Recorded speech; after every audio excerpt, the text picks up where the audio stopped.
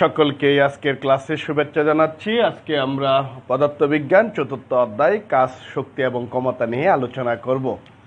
আমার 1 নম্বর বিষয় যে এটা হচ্ছে কাজ। কাজ কাকে বলে? কোনো বস্তুর উপর বল প্রয়োগে বস্তুটার যে সরণ হয় সেই বল এবং সরণের গুণফলকে আমরা বলি কাজ। এই একটা বক্সকে তুমি ধাক্কা দিলা 5 নিউটন বলে, 5 নিউটন বলে বক্সটা 5 মিটার সরণ হইল। দূরত্ব কত গেল? 5 মিটার। তাহলে এই বল এবং সরণের গুণফলটাই হবে কাজ। বল ইন্টু সরণ। বল হচ্ছে 5 নিউটন আর দূরত্ব হচ্ছে 5 মিটার। তাহলে এই বস্তুটার কাজ হচ্ছে 25 জুল। তাহলে কাজের একক কি? আমরা বলতে কাজের একক হচ্ছে জুল। তাহলে 1 জুল কাকে বলে? এই বিষয়টা আমরা একটু দেখি। কোনো বস্তুর মধ্যে যদি 1 নিউটন বল প্রয়োগে 1 নিউটন বল প্রয়োগে যদি বস্তুটার 1 মিটার সরণ হয় তাহলে কৃত কাজ হচ্ছে 1 জুল। আমরা ধরতে পারি 20 জুল। তাহলে কি 20 জুল এইরকম হইতে পারে। 1 নিউটন বল প্রয়োগে 20 মিটার সরণ হয় তাহলে 20 জুল, অথবা 5 নিউটন বল প্রয়োগে 4 মিটার অতিক্রম করে তাহলে তার কৃত কাজ হচ্ছে 20 জুল। অর্থাৎ বল এবং সরণের গুণফলটাই হচ্ছে কি? আমরা বলবো জুল। সেকেন্ডলি আমরা যে বিষয়টা দেখব সেটা হচ্ছে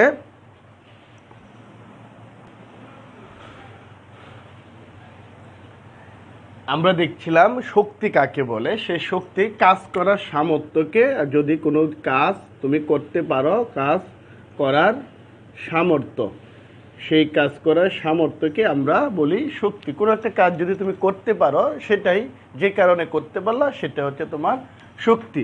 শক্তির এককও হচ্ছে জুল। শক্তির একক আমরা বলবো জুল। যেমন বিভিন্ন প্রকার আমরা শক্তির ক্ষেত্রে বলতে পারি W=PT। এটা হচ্ছে ব্যয়িত শক্তি। ব্যয়িত শক্তি। সামর্থ্য, সামর্থ্য মানে ক্ষমতা। যদি একক সময়ে কাজ করতে পারি যে সময়টা, সেটা হচ্ছে শক্তি। তাহলে ব্যয়িত শক্তি যদি আমরা বলি W=PT। এই সূত্রের সাহায্যে আমরা করতে পারি। বিভিন্ন প্রকার শক্তি আছে, যেমন রাসায়নিক শক্তি, তাপ শক্তি ইত্যাদি, শব্দ শক্তি, আর বিভিন্ন তাপ, শব্দ, নানান ধরনের শক্তি আমরা দেখতে পাই। এর মধ্যে আরেকটা বিশেষ এক ধরনের শক্তি নিয়ে আমরা আলোচনা করব, সেটা হচ্ছে গতি শক্তি। তাহলে গতি শক্তি বিষয়টা কি? কোনো গতিশীল বস্তু তার গতিতে থাকার জন্য যে কাজ করার সামর্থ্য অর্জন করে তাকেই বলে আমরা গতিশক্তি। কোনো গতিশীল বস্তু তার গতির জন্য কাজ করতে যে সামর্থ্য তার প্রয়োজন সেটাকে আমরা বলি কি? গতি শক্তি। আরেক ধরনের শক্তি আছে, সেটা হচ্ছে বিভব শক্তি। কোনো বস্তুকে তার অবস্থান থেকে পরিবর্তন করে পুনরায় সে অবস্থানে যাওয়ার জন্য কাজ করার যে সামর্থ্য অর্জন করে তাকে আমরা বলি বিভব শক্তি। আবার হচ্ছে যান্ত্রিক শক্তি। গতি শক্তি আর বিভব শক্তির যোগফলটাকে আমরা অনেক সময় বলি যান্ত্রিক শক্তি। আসো আমরা বিভিন্ন প্রকার শক্তির ব্যাখ্যা নিয়ে আলোচনা করব।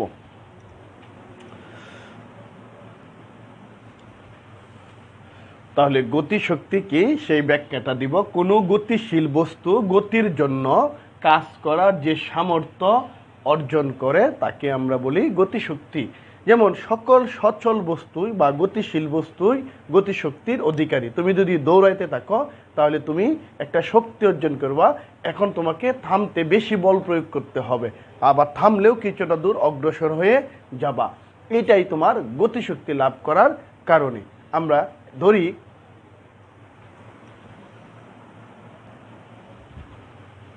তাহলে আমরা দেখি যে ধরি m ভরের একটি বস্তুর উপর, তুমি এই m ভরের একটি বস্তু, এটার উপর স্থির বস্তুর উপর, আদিবেগ স্থির বস্তুর উপর F বল, একটা ধাক্কা বল দিলা। F মানে 10 নিউটন, 5 নিউটন ধরলাম, 5 নিউটন বল ধাক্কা দিলাম। এতে এটার বেগ গতিশীল হয়ে গেল, ভি বেগ প্রাপ্ত হলো, এবং এখান থেকে এটার সরণ হয়ে গেল। ভি বেগ প্রাপ্ত হলো এবং এখান থেকে এই পর্যন্ত তার কি হলো? সরণ হলো, মানে অতিক্রান্ত দূরত্ব হলো। বস্তুর এই বেগ দিতে যে কাজটা আমাকে করতে হলো সেই কাজটাই হচ্ছে গতিশক্তি। বেগটা দেওয়ার জন্য যে কাজটা করলাম সেই কাজটাকে আমরা বলি গতিশক্তি। তাহলে গতিশক্তি ইকুয়াল টু কি বললাম? এই কাজটা করলাম, কৃত কাজ। গতিশক্তি ইকুয়াল টু কৃত কাজ। কি কৃত কাজ করলাম আমি এখানে বল আর ধাক্কা দিলাম, আর তার এখানে সরণ হইল। বল এবং ধাক্কা দেওয়ার পরে তার সরণ হলো, তাহলে এটাকে এফ ইন্টু এস। আর গতিশক্তিকে আমরা টি দ্বারা প্রকাশ করতে পারি, অনেক সময় আমরা ইকে দ্বারা প্রকাশ করতে পারি। নতুন বইয়ে এটা টি দ্বারা প্রকাশ করা হয়েছে এবং আগের বইয়ে ইকে দ্বারা প্রকাশ করা হয়েছে। এইখানে এফ ইকুয়াল টু আমরা জানি এম এ, তাহলে এস। তাহলে এইখানে যদি আমরা লিখি, আমরা একটা সূত্র জানি, যেহেতু বস্তুটার আদি বেগ এবং শেষ বেগ, আদি বেগ, শেষ বেগ এবং সরণ তিনটা রাশি জড়িত আছে, তাহলে V square equal to U square plus 2as। সুতরাং as ইকুয়াল টু আমরা লিখতে পারি কি V square minus U square by 2। এই মানটা এখানে আমরা বসায় দিতে পারি এম এর স্থলে V square minus U square divided by 2। যেহেতু ইউ ইকুয়াল টু 0, তাহলে আমরা এখান থেকে মানটা কি পাবো? আমরা এখান থেকে একটা মান পাই, আসো টি সমান M B square by 2 minus 0 লিখতে পারি। এটাকে আমরা আগে নিয়ে আসতে পারি M B square, K equal to M B square. অর্থাৎ গতিশক্তি বর এবং বেগের উপর নির্ভরশীল। কি বললাম? বর ও বেগের উপর নির্ভরশীল। বর বেগ বৃদ্ধি পেলে গতিশক্তি বৃদ্ধি পাবে। কোনো বস্তুর ভর বেগ বৃদ্ধি পেলে, বর ও বেগ বৃদ্ধি পেলে আমরা বলবো গতিশক্তি বৃদ্ধি পাবে। তাহলে গতিশক্তির একটা সূত্র পাইলাম কি আমরা, T equal to half M B square, অথবা আমরা বলতে পারি ই কে সমান হাফ এম বি স্কোয়ার।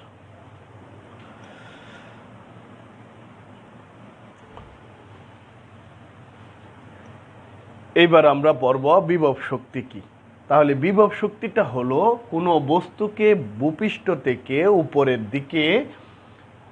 উপরের দিকে আমরা যদি উঠাই, তাহলে বস্তুটি নিচের দিকে গতিশীল হতে কাজ করার যে সামর্থ্য অর্জন করবে, সেটাকে আমরা বলবো কি বিভব শক্তি। আমি একটা উদাহরণ দেই। তুমি এইখানে আছো, এইখান থেকে একটা বস্তুকে এইখানে উঠাইলাম উপরের দিকে, এখন এর মধ্যে নিচের দিকে পড়ার যে শক্তিটা অর্জন করলো, এই উপর থেকে নিচের দিকে গতিশীল হবে। এখানে যদি তাকে ছেড়ে দেই, অবশ্যই সে কি হবে? গতিশীল হতে পারবে। এই যে এখন গতিশীল হওয়ার যে সামর্থ্যটা অর্জন করলো, এটাকে আমরা কি বলি? বিভব শক্তি। আসো এটার আমরা ব্যাখ্যা দেখি।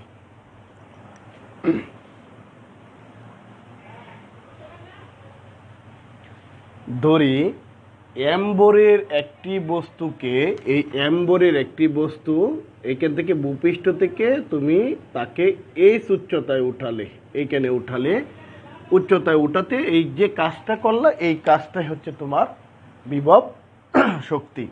তাহলে এখানে কৃত কাজ হলো যে বস্তুর অভিকর্ষজ বল, অভিকর্ষজ বল মানে ত্বরণ, এমজি, এটা হচ্ছে অভিকর্ষজ বল। অভিকর্ষজ বল এবং উচ্চতার গুণফল। তাহলে আমরা এখানে কৃত কাজটা হলে, এই ক্ষেত্রে কাজ হচ্ছে কি কাজ করছি? অভিকর্ষজ বল এবং উচ্চতার গুণফলটাই হচ্ছে আমার কৃত কাজ। তাহলে এখানে আমার বিভব শক্তি ইকুয়াল টু কি লিখতে পারি আমি? কৃত কাজ। তাহলে কি কাজ করলাম? কাজ করলাম আমি বল ইন্টু এখানে সরণ, অভিকর্ষজ বল, এটা হচ্ছে ওজন ইন্টু অভিকর্ষজ বলটাই হচ্ছে ওজন, মনে থাকবে কথাটা। তাহলে ওজন ইন্টু কি আমার উচ্চতা, সরণ হচ্ছে এখানে উচ্চতা, যেহেতু উপরের দিকে উঠানো হয় তাহলে এখানে উচ্চতা আসবে। তাহলে ওজন হচ্ছে এমজি, উচ্চতা হচ্ছে এইচ। তাহলে এটাকে আমরা অনেক সময় ইপি দ্বারা প্রকাশ করি, অনেক সময় ভি দ্বারা প্রকাশ করা হয়। বিভব শক্তি ইকুয়াল টু এমজিএইচ। অর্থাৎ কোনো বস্তুকে যখন উপরের দিকে উঠানো হবে, তখন এটা যে কাজ করার শক্তি হবে, এটাই হবে টোটাল তার বিভব শক্তি। অর্থাৎ বিভব শক্তি কিসের উপর নির্ভর করে? উচ্চতা এবং ভর। কিসের উপর নির্ভর করে? উচ্চতা, ভর এবং উচ্চতার উপর নির্ভর করে। বিভব শক্তিটা ভর এবং উচ্চতা যদি বাড়ে, তাহলে যতই উপরে যেতে থাকবে ততই বিভব শক্তি বৃদ্ধি পেতে থাকবে।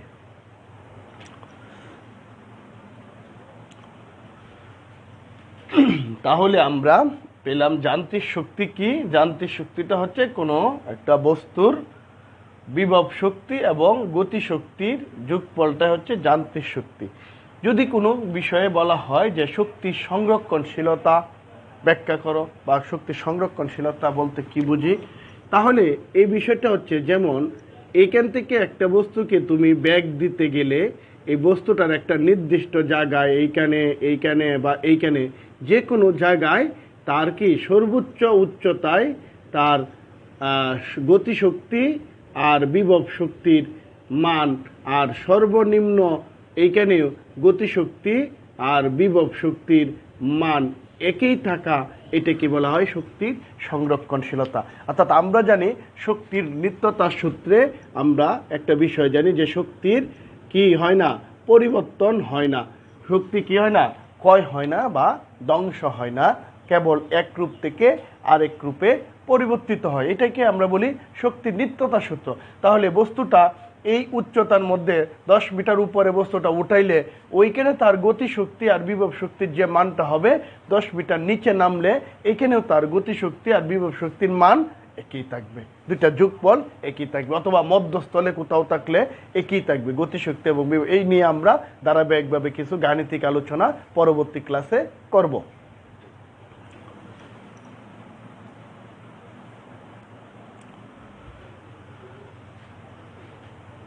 আমরা দেখলাম কাজ ক্ষমতা কাকে বলে। ক্ষমতা হচ্ছে কোনো বস্তুর কাজ করার হারকে, হার মানে সময় দ্বারা ভাগ করবা, আর সময় হচ্ছে সেকেন্ড।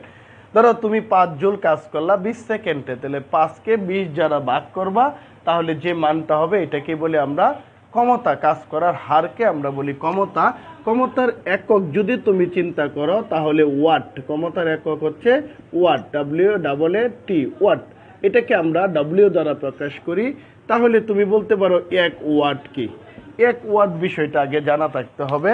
1 ওয়াটটা হচ্ছে আমরা যদি 1 সেকেন্ডে 1 জুল কাজ করি বা শক্তিকে রূপান্তর করা হয়, আমি বললাম 1 সেকেন্ডে 1 জুল শক্তি কি করি আমরা, রূপান্তর হয়, তাহলে তাকে আমরা বলি 1 ওয়াট। আমি একটা উদাহরণ দিই, যেমন একটি বাতির গায়ে লেখা থাকে 60 ওয়াট। তো আমরা যে ঘরে বাতিগুলা জ্বালাই সে বাতিগুলার গায়ে লেখা আছে 60 ওয়াট, 100 ওয়াট, 40 ওয়াট, 20 ওয়াট। তাহলে এই 60 ওয়াট বলতে আমরা আসলে কি বুঝি? অর্থাৎ বাতিটি কি করে, এই বাতিটি প্রতি সেকেন্ডে 1 সেকেন্ডে 60 জুল শক্তিকে সে কি করবে, রূপান্তর করে। এই 60 জুল শক্তিকে সে কি করবে, রূপান্তর করে। তাহলে এই কারণে বাতিটির ক্ষমতা হচ্ছে 60 ওয়াট। আমরা অনেক সময় ইঞ্জিন, যেমন আমাদের বাড়ি ঘরে যে মোটর আছে, মোটর পানি উঠায়, এই মোটরগুলো তুমি দোকানে কিনতে যাবা, তোমাকে বলবে যে কত হর্স পাওয়ারের মোটর কিনবেন। যেমন তোমাকে বলতে পারে অনেক সময় 2 হর্স পাওয়ার বলতে কি বোঝো, 2 হর্স পাওয়ার বলতে কি বোঝো। 2 হর্স পাওয়ার হচ্ছে, অর্থাৎ এই ইঞ্জিনটা একটা ইঞ্জিন, যে কোনো ইঞ্জিনের ক্ষেত্রে এই হর্স পাওয়ার হিসেবেই পরিচিত। কারণ কি, এই হর্স পাওয়ার হচ্ছে, তখন বলতেছে 2 ইন্টু 1 হর্স পাওয়ার হচ্ছে 746 ওয়াট। 1 হর্স পাওয়ার হচ্ছে কত বললাম, 746 ওয়াট। তাহলে 2 হর্স পাওয়ার সমান সমান কত হলো, 1492 জুল। এই ইঞ্জিনটা কি করে, প্রতি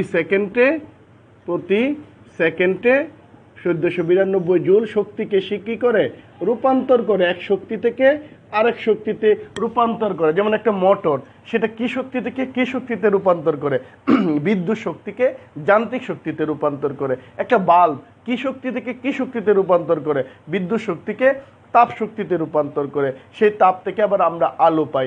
এরকম শক্তিটা রূপান্তর হয়, বিদ্যুৎ একটা শক্তি, সেখান থেকে কি শক্তিতে পরিণত হয়, তাপ শক্তি, আলোক শক্তি। একটা স্পিকার শব্দ শক্তিতে রূপান্তর করে, স্পিকারের গায়ে লেখা আছে 500 ওয়াট, 200 ওয়াট। তার মানে কি, বিদ্যুৎ শক্তিটাকে সে প্রতি সেকেন্ডে 200 জুল শব্দ শক্তিতে রূপান্তর করবে।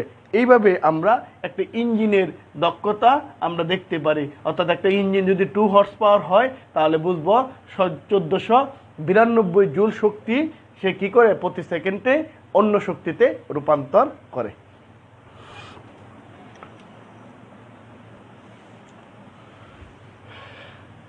আমাদের এইবার বিষয়টা হলো কর্মদক্ষতা। এটাকে আমরা ইটা দ্বারা প্রকাশ করি। কি বললাম, ইটা ইটা, ইটা মনে থাকবে কথাটা, ইটা। তাহলে কর্মদক্ষতা হচ্ছে ইটা। কর্মদক্ষতার জিনিসটা কি, ধরো যে তোমাকে কাজ করতে দেওয়া হলো বা 100টি মিষ্টি খেতে দেওয়া হলো, তুমি 50টি খেলে, তাহলে তুমি কত পার্সেন্ট খেলে? 50%। এটাই তোমার কর্মদক্ষতা, অর্থাৎ তুমি 50% করতে পারো, এরপরে আর 50টা তুমি কি আর 50% পারো না, তাহলে এইটাই তোমার কর্মদক্ষতা। যেমন কার্যকর ক্ষমতা বা শক্তি ও মোট প্রদত্ত ক্ষমতা বা শক্তির শতকরা অনুপাতকে আমরা বলি কর্মদক্ষতা। তুমিকে মোট দেওয়া হইলো 100টি, তুমি খেতে পারলে 50টি বা 60টি, তাহলে এইটাকে অনুপাত করে শতকরা প্রকাশ করাটাকেই বলবো আমরা কর্মদক্ষতা।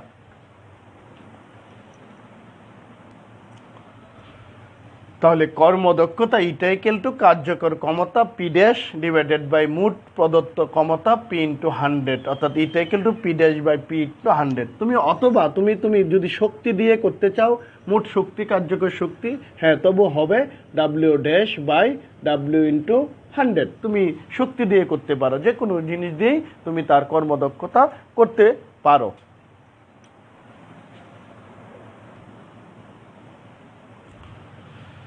যেমন একটি মোটরে 100 জুল শক্তি সরবরাহ করা হলে 70 জুল কাজ করে, বাকি 30% বা 30 জুল অপচয় করে, তাহলে মোটরটির কর্মদক্ষতা বলবো আমরা কত? 70%। আমরা ছোট্ট একটি অঙ্কের সাহায্যে দেখি।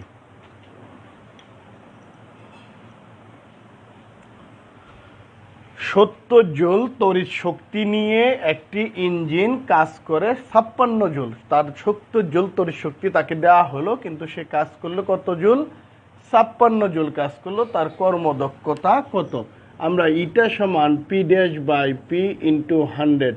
আমরা কাজ করছে কত? কার্যকর 56, আর মোট প্রদত্ত কতটুকু দিছি? 70 ইন্টু 100। আমরা যদি এটাকে ক্যালকুলেশন করি তাহলে এটাকে পাবো তার কর্মদক্ষতা 80%। এইভাবে আমাদেরকে করতে হবে।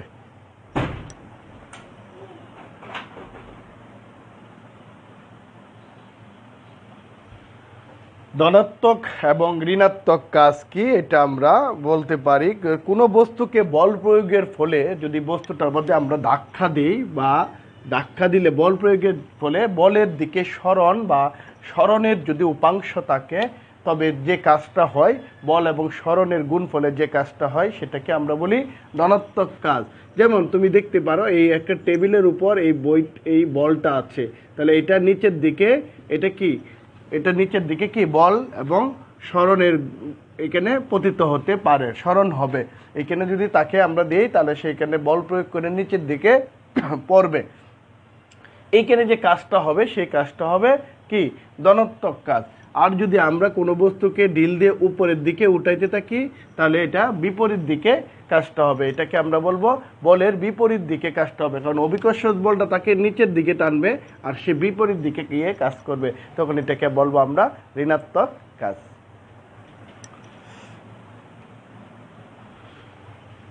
নিউক্লিয় ফিশন, এটাকে আমরা বলি নিউক্লিয়ার বিক্রিয়া। এখান থেকে যে শক্তিটা নির্গত হবে এটাকে বলি আমরা নিউক্লিয় শক্তি। কোনো পরমাণুর একটি নিউক্লিয়াসকে, ধরো আমরা একটা ইউরেনিয়াম পরমাণুর নিউক্লিয়াসকে, এটাকে একটা নিউট্রন ছোট্ট কণা দ্বারা যখন আঘাত করা হয়, তখন এই পরমাণুটা ভেঙে একাধিক পরমাণুতে পরিণত হয়। একটা পরমাণু ভেঙে একাধিক ক্ষুদ্র নিউক্লিয়াস, একটা নিউক্লিয়াস ভেঙে যখন কোনো পরমাণুর নিউক্লিয়াসকে নিউট্রন কণা দ্বারা আঘাত করা হয়, এটি ভেঙে একাধিক ক্ষুদ্র নিউক্লিয়াস বিশিষ্ট নতুন পরমাণুতে পরিণত হয়, তখন তাকে আমরা বলি নিউক্লিয়ার বিক্রিয়া। আর এই সময় প্রচুর পরিমাণে তাপ শক্তি নির্গত হয়, ওই তাপ শক্তিটাকে আমরা বলি নিউক্লিয় শক্তি। যেমন একটা ইউরেনিয়াম পরমাণুকে ভাঙলে আমরা একটা বেরিয়াম আর একটা ক্রিপ্টন, এই দুইটা নতুন পরমাণু পাই।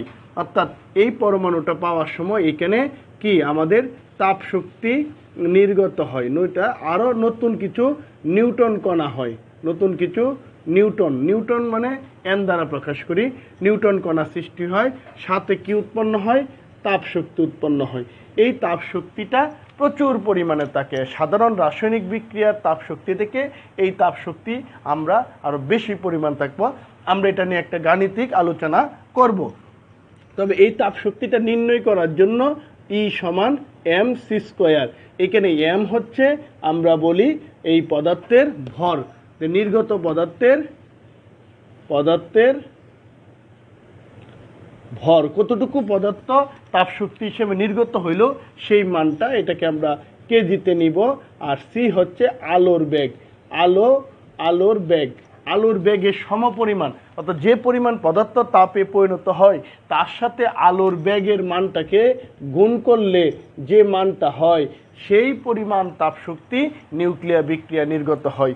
আমরা একটা উদাহরণ দিতে পারি, যেমন 1 কেজি পদার্থকে যদি আমরা নিউক্লিয়ার বিক্রিয়া করাই তাহলে কি হবে, যদি 1 কেজি পদার্থ নিউক্লিয়াস বিক্রিয়া করে তাপে পরিণত হয় তার সাথে আমরা 3.10⁸ গুণ দিলে যে মানটা হবে তার সমপরিমাণ এনার্জি এই বিক্রিয়াটা থেকে নির্গত হবে। আমরা কয়েকটি গাণিতিক আলোচনা অবশ্যই করব। আজকে এই পর্যন্তই। ভালো থেকো, সুস্থ থেকো।